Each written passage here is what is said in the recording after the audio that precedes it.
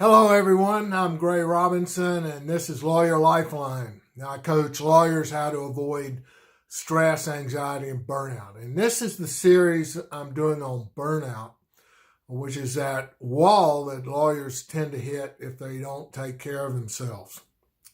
And what we talked about in the last video was what the nature of burnout is and a couple of tips on what to do to avoid it. And this is the second part of that series, and I'd like to continue on giving you suggestions on how to avoid burnout. This may seem obvious, but a lot of attorneys don't seem to do it, and that's take a vacation.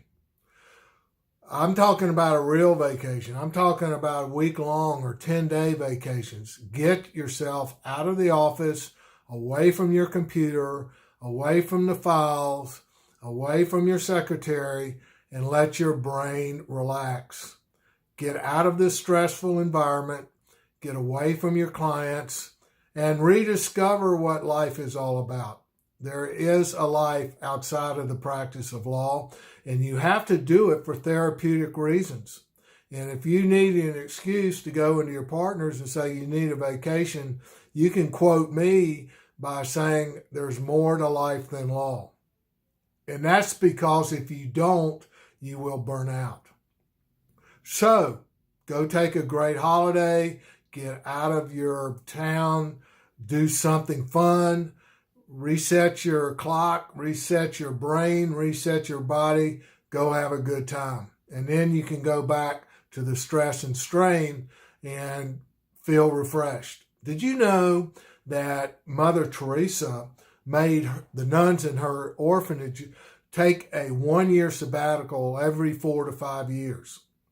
And that's because she recognized the fact that these women who were sitting there dealing with these tragic orphans oftentimes needed a break in order to get away from the horror and the stress and the anxiety that they were facing on a daily basis. So if it was good enough for Mother Teresa, it's good enough for you. The next thing I'd like to recommend is that you get into some sort of routine.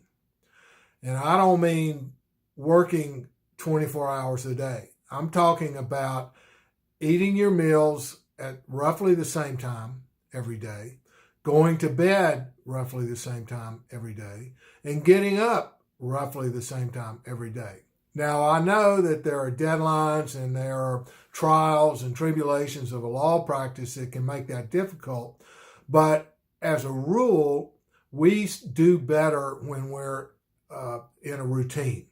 Our bodies adjust better. We digest better when we're eating at the same time every day. I had a senior partner who was about 70 years old when I started practicing law back in the 70s. And he would have the same thing for lunch every day at exactly the same time every day.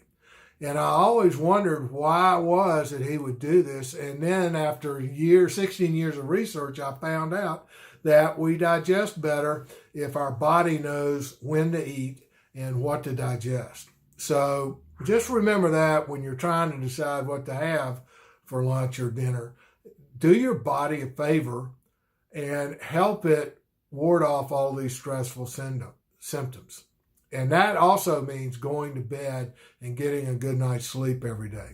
Even if you have periods of time when like I said, you have deadlines and you have to stay up late, at least for the most part, go to bed at the same time. You'll sleep better, you'll have REM sleep, and you will be able to wake up refreshed. The next thing I'd like to recommend is that you get a hobby, whether it's a sport, an athletic activity, certain kinds of exercise, but do something on a regular basis that takes you out of this stress that you feel in the legal world. Whether it's collecting or reading, becoming an expert on something like history, or expanding your horizons, expanding your universe. Learn something new that has nothing to do with law.